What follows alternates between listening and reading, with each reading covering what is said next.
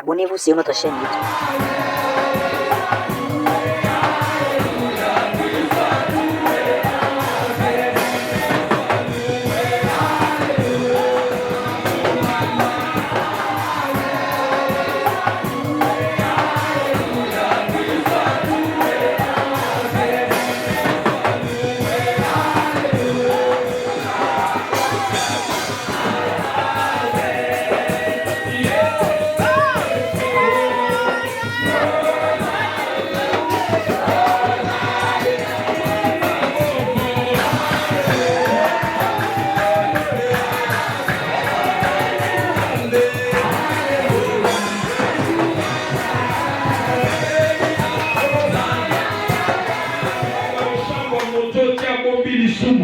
Ça c'est correct. Si tu es là, tu as un péché caché.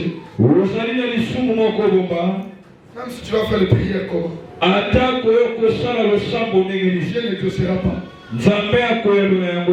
Nous prenons l'appel à la repentance. Vous allez comprendre à chaque fois que Dieu envoyait ses prophètes.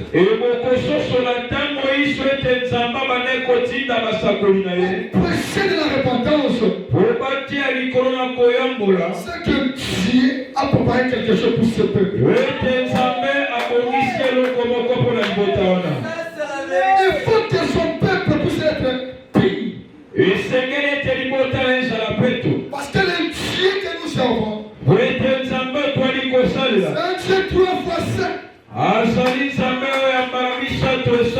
Il veut les gens qui s'approchent à lui. Pour être saint. Dieu ne peut jamais écouter la prière d'un péché.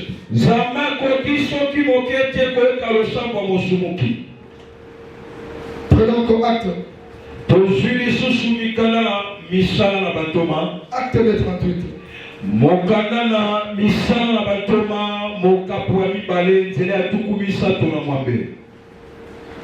Nous montons un peu 36.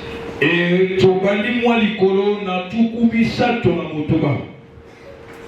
est-ce que nous sommes ensemble?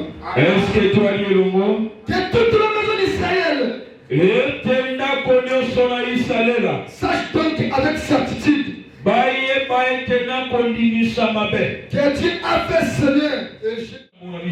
Quatrième étape, c'est la réparation. Pardonne nos péchés. Pardonne quelqu'un pasteur. Pardonne les péchés. Au nom du Seigneur Jésus-Christ. Celui la celui qui a été crucifié. Le pardon du péché. Le pas au nom du Père. Le pardon de nos péchés.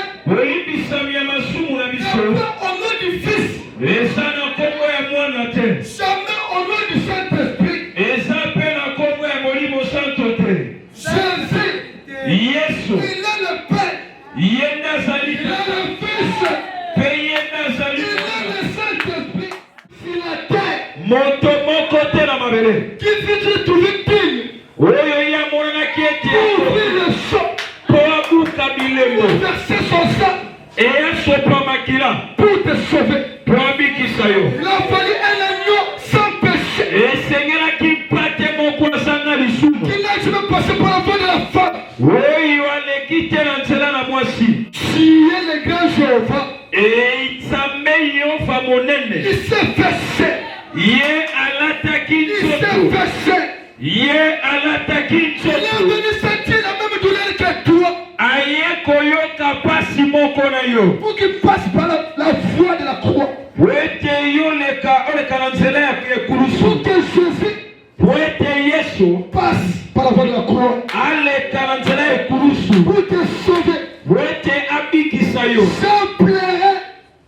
Sans pleurer. Il pleurait.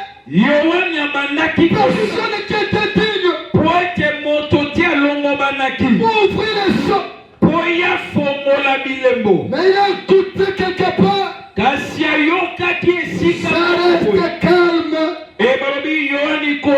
te. Voici le lion de la tribu de Juda. Mpate ya libota na Yuda. Jésus est le lion de la tribu de Juda. Yesu alimpate na libota na Yuda. Quand il réussit, Tango ya ngolobi. les sorciers tremblent. Bando kibali kolenga. Quand il réussit, Tango ya le kongoloba. péché te quitte. Masumu ekotika. Quand Jésus réussit, il était roi. Weti azalaki mokonzi. Il avait des soldats. Azalaki na bambolombolo. Mais Kasi la révérence. limemia. La révérence. Limemia. Dieu peut t'élever Zamba kwa à ikotomboyo. cause de la révérence. Nantina na limemia. David David. n'a pas discuté avec le prophète. Yabenganaki na mosakolite. David David. a reconnu cet homme. Asosolaki mabunga na ye. J'ai péché. Alobi na sumuki. Est-ce qu'il n'y a pas les David ce matin ici? Est-ce que badawili no tongo leo On bazali ne te? peut pas voir les enfants d'Abraham ce matin ici. Est-ce que toko ikomona te bana na bana ya bana Quand ils tongo? commettent la faute, Tango basali mabunga na bango. ils rentrent à Dieu Bazongi na Nzambe. en disant, Na kolobaka. à qui irions-nous encore? Na nani toko kende À qui lusi? irions-nous encore? Yenda papa. Attends, papa. Ino beto sana.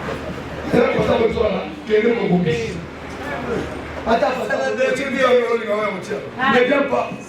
Koyana yango te. Ce sont les vaines offrandes. Yango eza makambo ya pamba. Nzambe. Nzambe. Susciter quelqu'un Ye akelepela komimonisa na pour un butu. cas d'urgence. Mpona likambo ya mbango Arrivé mbango. à Sudan, Kokoma kuna na site verte.